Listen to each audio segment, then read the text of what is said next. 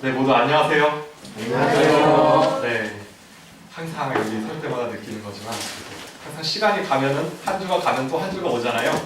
네, 여기서 항상 여러분들과 만나서 같은 자리에서 예배할 수 있다는 게 항상 당연하지만 참 감사한 일인 것 같은 그런 마음이 듭니다. 여러분들은 안 그러세요?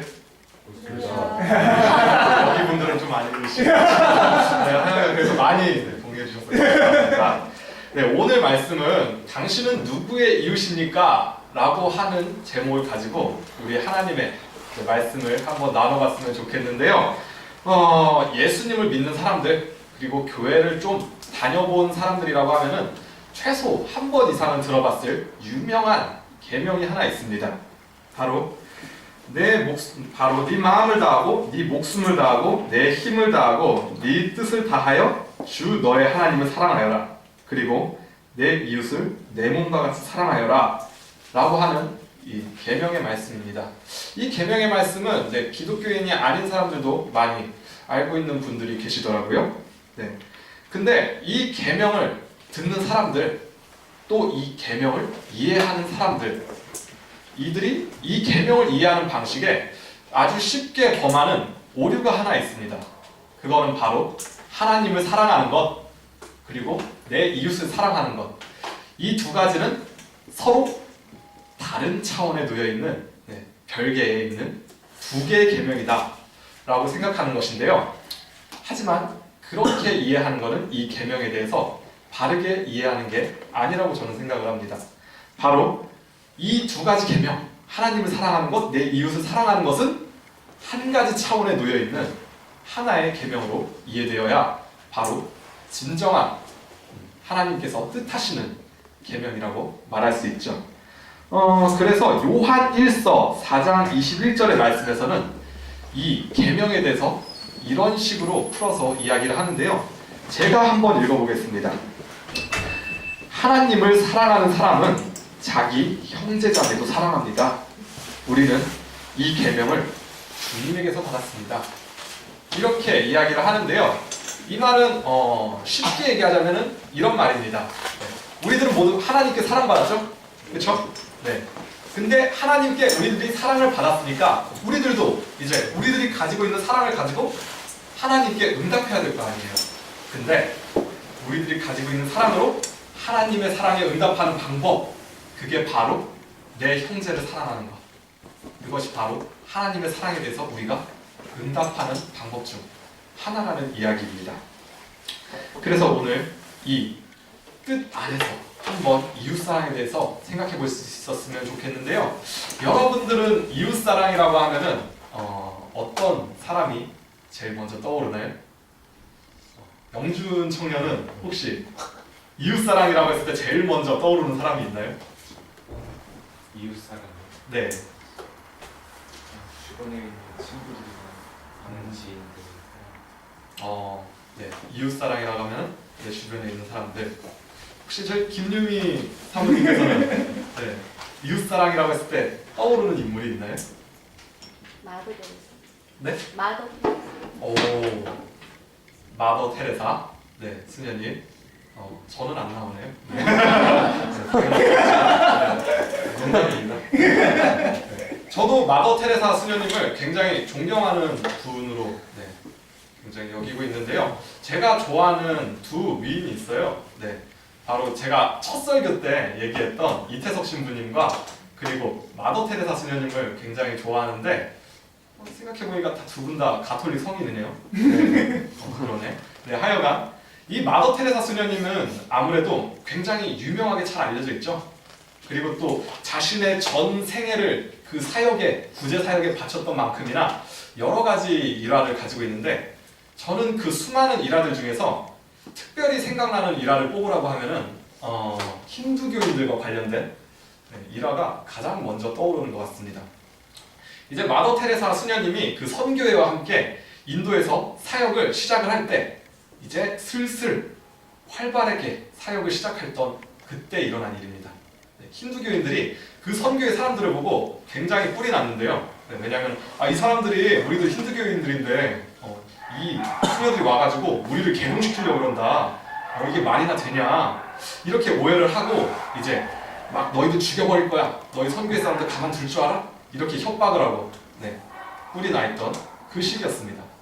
근데 그런 말을 들을 때마다 이 테레사 수녀님은 저희를 죽이면은 저희는 그냥 하나님 일찍 볼 뿐이죠. 괜찮아요. 이렇게 대답을 했다고 해요. 역지사지 자세로 보면은 힌두교인들이 굉장히 화났을 것 같은데, 제가 힌두교인이었어도 화가 났을 것 같은데, 근데 그게 조금 더 갈등이 커졌을 때 이 힌두교인들이 이 선교회를 고발하는 사건이 일어납니다. 그래서 경찰들이 출동해서 이 선교회를 이제 보고 조사하기 시작하는데, 그 경찰들이 본 것은 그 경찰들에게 있어서 굉장히 충격적이었다고 합니다. 그 인도의 그 당시에는 길거리에서 죽어가는 수많은 사람들, 그리고 겨고지에서 어떤 치료도 받지 못하고 외롭게 죽어가는 사람들이 굉장히 많이 있었는데, 이 사랑의 수녀회에서 했던 사업 중에 하나가 사람은 절대 혼자 죽어가서는 안 된다라고 하는 이념하에 죽어가는 사람들을 데려와서 간호하고 임종을 지켜주는 그런 사업도 같이 진행을 했다고 해요. 그래서 굉장히 악취가 나는 그 겨고지의 최하층민 사람들을 데려다가 씻겨주고 돌봐주고 먹여주고 간호해주는 그 모습을 보면서 경찰들은 그 수녀들을 체포하지 않고 돌아와서 그 성난 군중들에게 이렇게 이야기를 했다고 합니다.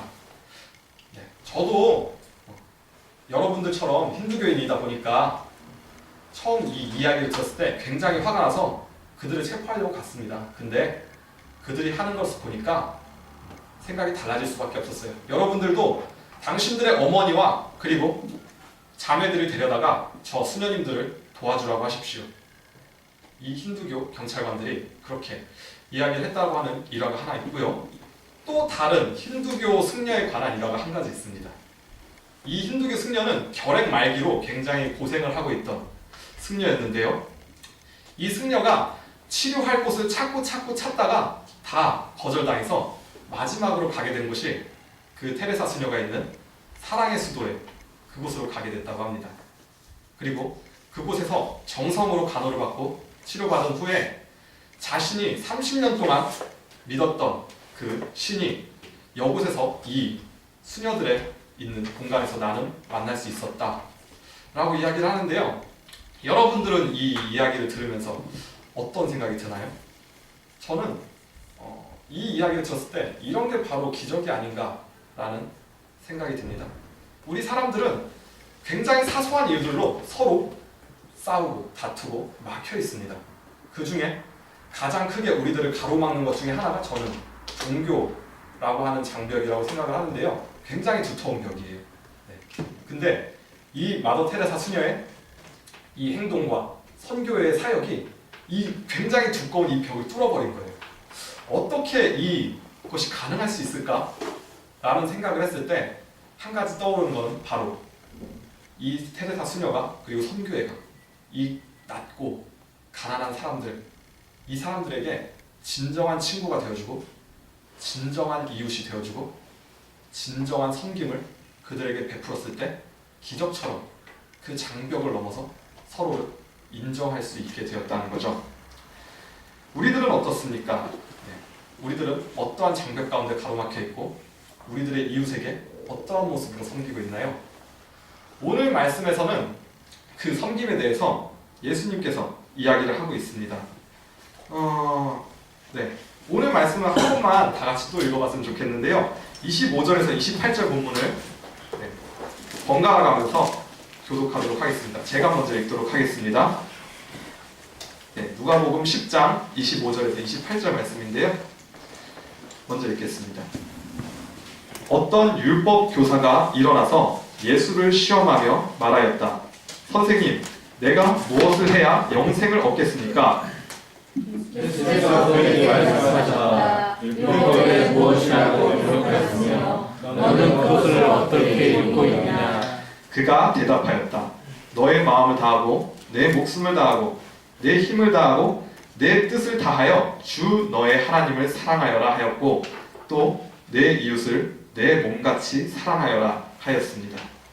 예수께서 그에게 말씀하셨다. 내 대답이 옳다. 그대로 행하여라. 그리하면 살 것이다. 그렇습니다. 오늘 이 말씀에서는 한 율법학자가 예수님을 찾아옵니다. 그리고 예수님께 이렇게 질문하죠. 예수님, 선생님, 제가 어떻게 해야 영생을 얻을 수 있겠습니까? 근데 이 질문을 들은 예수님은 네가 영생을 얻으려면은 이걸 하면 돼. 이렇게 대답을 말해주지 않으세요. 대신에 질문을 오히려 율법학자에게 돌려서 대답을 하게 하는데요. 이 율법학자는 그 자신의 직업에서 알 수 있듯이 그 자기 나름대로 영생을 얻을 수 있는 방법과 그러한 확신에 대해서 이미 알고 있을 만한 그런 사람이기 때문이죠. 예수님께서 이렇게 대답을 하십니다. 그래, 율법에서 뭐라고 하고 너는 그거를 어떻게 읽고 있느냐? 네. 이 질문을 율법학자가 들었을 때 거침없이 대답하기 시작합니다. 바로 오늘 우리가 처음에 읽었던 말씀처럼 말이죠. 내 마음을 다하고 내 목숨을 다하고 내 힘을 다하고 네 뜻을 다해서 주 너의 하나님을 사랑하여라. 그리고 또 내 이웃을 내 몸같이 사랑하여라. 바로 레위기 법전에 쓰여져 있는 이 말씀을 가지고 예수님께 대답을 합니다. 예수님은 이 말씀을 듣고 굉장히 당연하다는 듯이 얘기를 합니다. 그래, 안 해. 그럼 그렇게 가서 해. 네. 하지만 여기까지 대답을 들은 이 율법학자는 멈추지 않고 한 가지 질문을 또 예수님께 던지죠. 네. 예수님, 그렇다면은 내가 사랑해야 돼. 그 이웃이 누구예요? 도대체 내 이웃이 누굽니까? 예수님께 이렇게 질문하기 시작합니다. 근데 이 성경 말씀에서는 율법학자가 던진 이 질문이 자기를 옳게 보이기 위해서 던진 질문이라고 얘기를 해요. 이게 왜요? 네. 내 이웃이 누군지 알아내는 게 나를 옳게 보이는 거랑 무슨 상관이 있길래?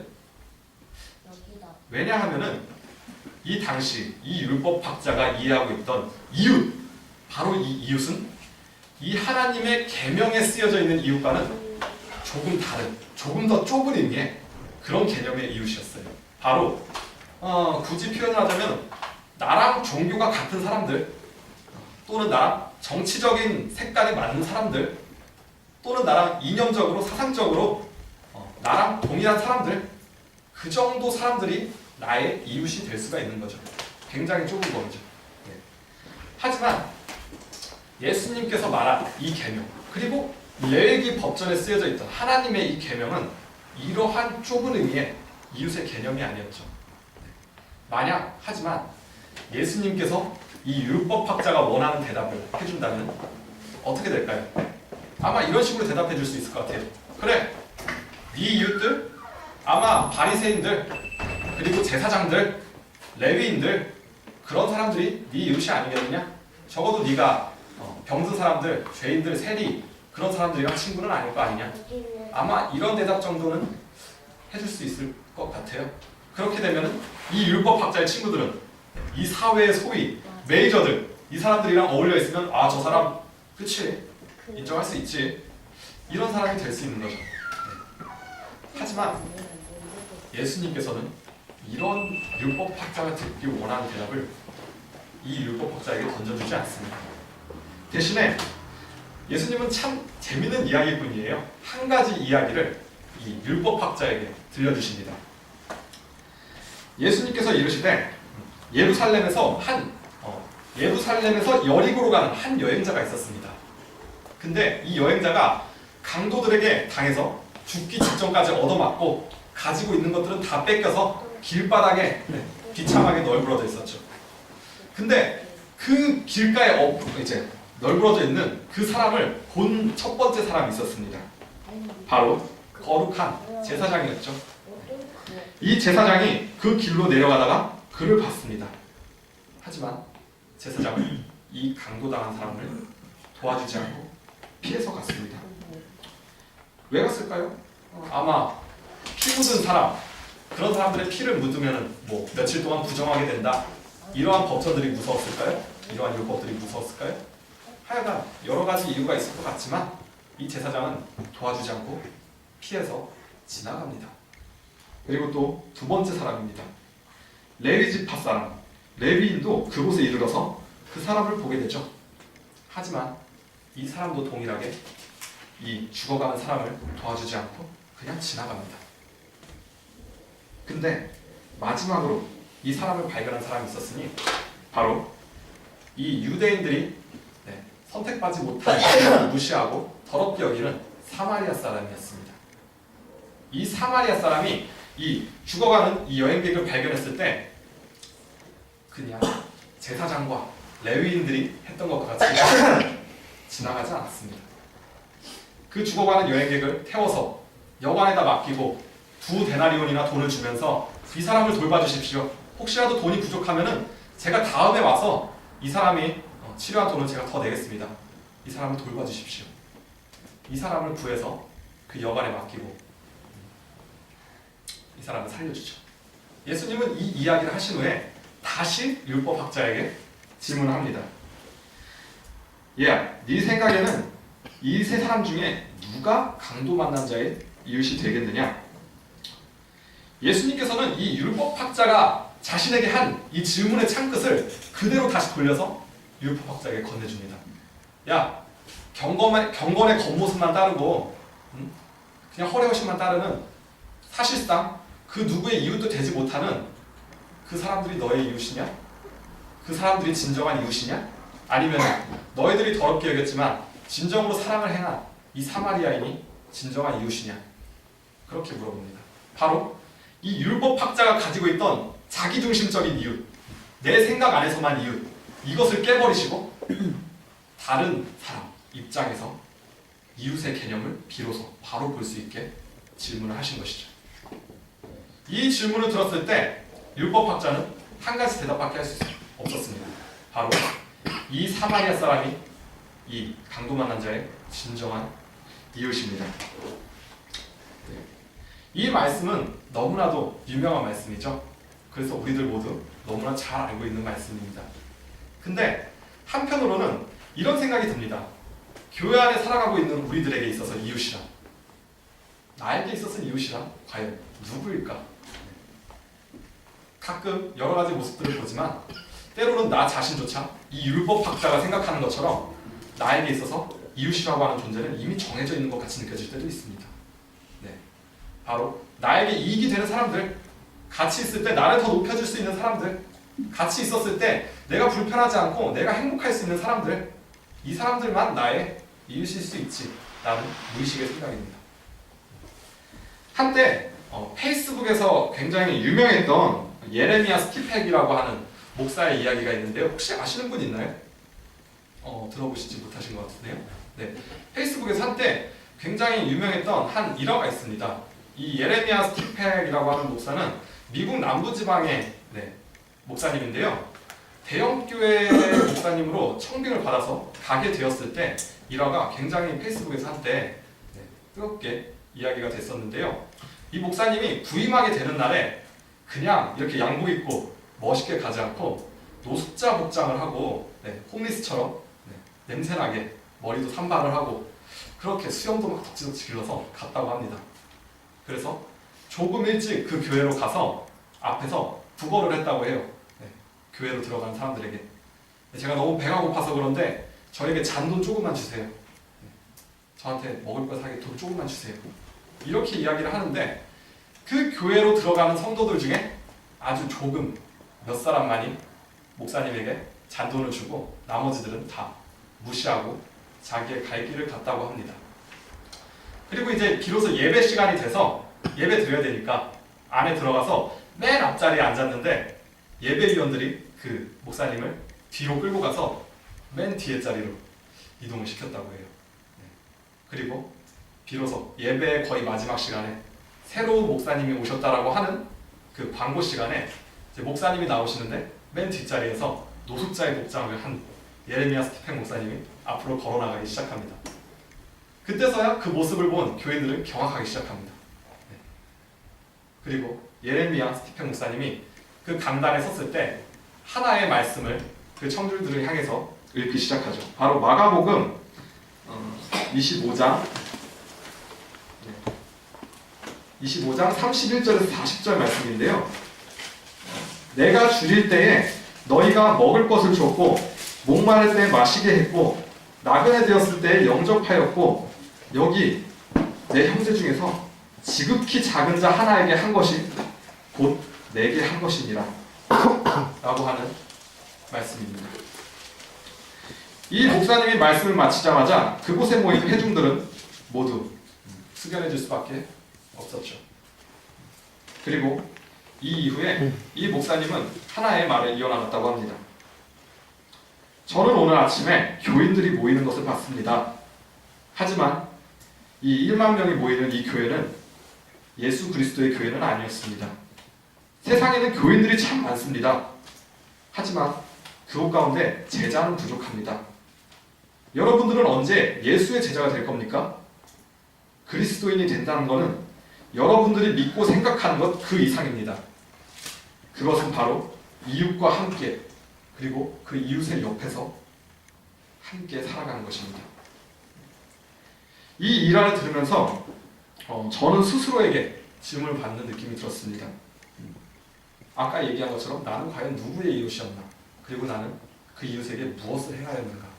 그리고 나에게 이웃이 되지 못했던 사람들은 과연 누구인가? 라고 하는 질문이죠. 우리들은 언젠가부터 교회 안에서도 세상적으로 생각하는 것에 익숙해져 버린 것 같습니다. 그래서 결국에는 교회 안에서도 세상적으로 생각해서 내게 이웃이 될 만한 사람들에게 이웃이 돼주는 것, 그것이 참 처세 좋은 사람이고 또 지혜로운 사람이고 그런 사람으로 여겨져 버리게 된 것 같습니다. 하지만 하나님의 말씀 가운데 이야기하는 이 이웃은 그런 좁은 의미의 이웃이 아니라고 확신할 수 있습니다. 이번에 항상 화요일마다 저희 교회에서 그 공동체 연구 모임을 가지는 거 이제 교회 주보 광고를 통해서 알고 계시죠?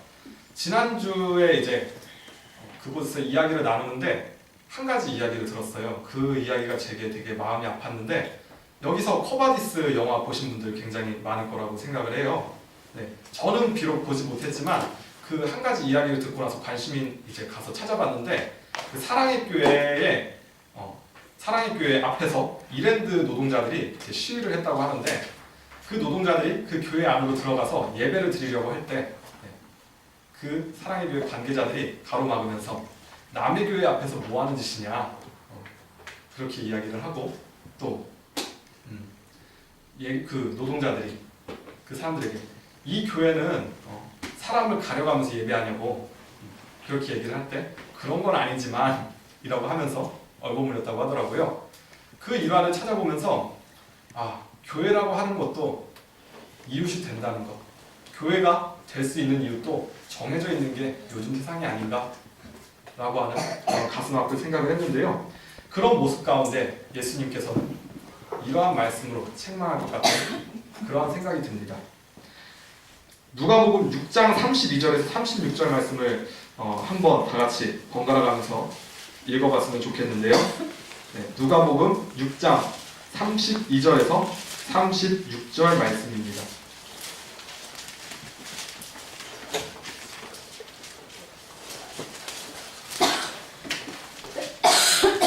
제가 먼저 읽도록 하겠습니다.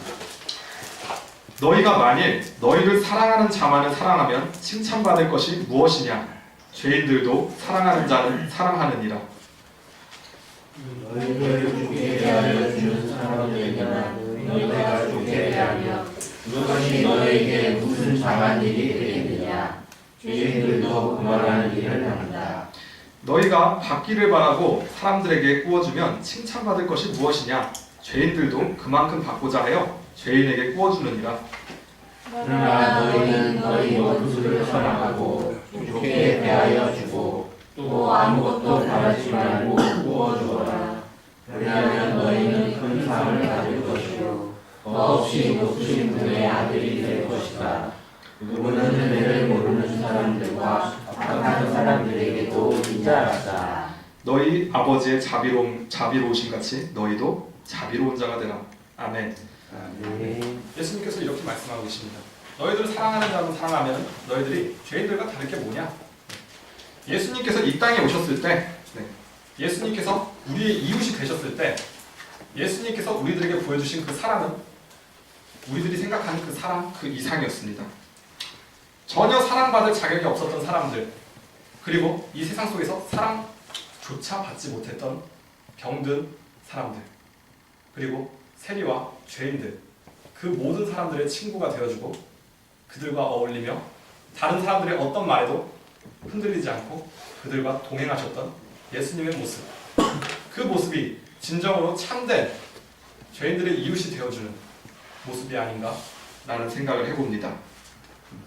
그렇다면 우리들은 이 교회 안에서 그리고 이 세상 안에서 어떤 모습으로 친구가 되어주고 어떤 모습으로 이웃이 되어줄 수가 있을까요? 참 작은 부분부터 그리고 거창한 부분까지 저는 여러 가지를 생각해 볼 수 있을 것 같습니다. 네. 저는 그래서 이 말씀을 준비하면서 생각해 봤어요. 그런 이 말씀을 준비한 나는 도대체 누구의 이웃이 되어서 누구에게 사랑을 베풀 수가 있을까? 네. 그런 생각을 먼저 저에게 질문하게 됐는데요. 가장 먼저 떠오른 사소한 생각이 이거였어요. 네. 저는 매주 화요일 날 여기 3층에 있는 금육학교에서 이제 아이들과 이제 논술 토론 수업을 하는데요. 그 가운데 수업을 하게 되면은 참 다양한 종류의 아이들이 있습니다. 네. 저 좋다고 와가지고 막 먼저 말 걸고 막 애기는 아이들이 있는가 반면에 네. 막 말은 죽어도 안 들어요. 네. 네. 제 말을 기다렸다가 마치 그 말의 반대로 하기를 기다리고 있는 듯이 네. 행동하는 아이들도 있고요. 아니면은 저와 아예 담을 쌓고 저와 이야기하기조차 싫어하는 아이들도 있어요. 그 아이들은 근데 다른 친구들이랑도 얘기를 하기를 참 어려워하더라고요. 네. 그런 아이들도 있는데 저에게 먼저 다가오는 아이들에게만 가끔은 제가 잘해주지 않았나? 라는 그런 생각도 해보게 되더라고요. 그래서 이 말씀을 준비하면서 조금 더 관심을 가지고 나에게서 거리를 두고 있는 아이들, 나에게 벽을 만들고 있는 아이들, 그 아이들의 그 벽을 뚫기 위해서 그 아이들과 함께 있어 보는 건 어떨까? 라는 아주 작은 사소한 생각을 했는데요. 누군가의 이웃이 된다는 것은 그렇게 크게 거창한 생각만은 아닌 것 같아요. 물론 조금 더 크게 나아가면 우리 교회가 그 세월호 유가족분들 위해서 함께 연대했던 그 마음들, 그런 것들도 하나의 큰 이웃이 되는 마음일 수도 있을 거라고 저는 생각을 하는데요. 우리 삶의 작은 부분에서 먼저 이웃이 되는 것을 생각하고 찾아나갈 수 있었으면 좋겠습니다. 나에게 이웃이 되지 못했던 사람들, 하지만 나의 사랑을 필요로 했던 그 사람들을 찾고 먼저 다가가 마음을 건넬 수 있는 그런 소중한 시간을 만들어 나갈 수 있었으면 좋겠습니다. 자, 처음에 제가 얘기했듯이 시간이 계속 흘러가서 한 주가 오면 또 새로운 한 주가 다가옵니다. 그 다가오는 한 주, 그 한 주는 한번 나에게 이웃이 되지 못했던 그 사람들에게 소중한 이웃이 되는 그런 놀라운 기적을 행하는 우리 가온교회 교인들이 되보는 건 어떨까요? 그런 풍성한 사랑과 지혜가 넘치는 우리 모든 가온교회 성도님들이 되시길 간절히 축원합니다. 네. 기도하시겠습니다. 사랑이 많으신 아버지 하나님, 저는 지금까지 누구의 이웃이었을까요? 저의 이웃은 누구였고 저는 그 이웃에게 어떤 행함을 실천했나요? 이 시간 돌아보며 아버지 하나님을 바라볼 때 부끄러운 순간들이 너무나 많이 있습니다. 하나님, 이 시간 예수님께서 저희들에 찾아오셔서 저희들이 이웃이 되셨던 것처럼 사랑받을 자격이 없었던 그 죄인들에게 찾아와 친구로 불리셨던 그 예수님의 모습을 따라 우리들도 우리 주변에 나의 사랑을 필요로 하는 그 이웃들을 찾길 소망합니다. 그리고 그 이웃들의 참된 친구가 되어주길 소망합니다. 그때서야 비로소 이 세상은 모두가 함께 하나 될 수 있는 그런 하나님의 나라가 될 수 있을 줄로 믿습니다. 가로막혀 있는 벽을 허무는 기적, 그 힘을 저희들에게 허락해 주시고 그 힘 가운데 저희들이 하나님의 뜻을 이루어 나갈 수 있도록 인도하여 주시옵소서. 이 모든 말씀 살아계신 예수님의 이름으로 기도드립니다. 아멘. 아멘.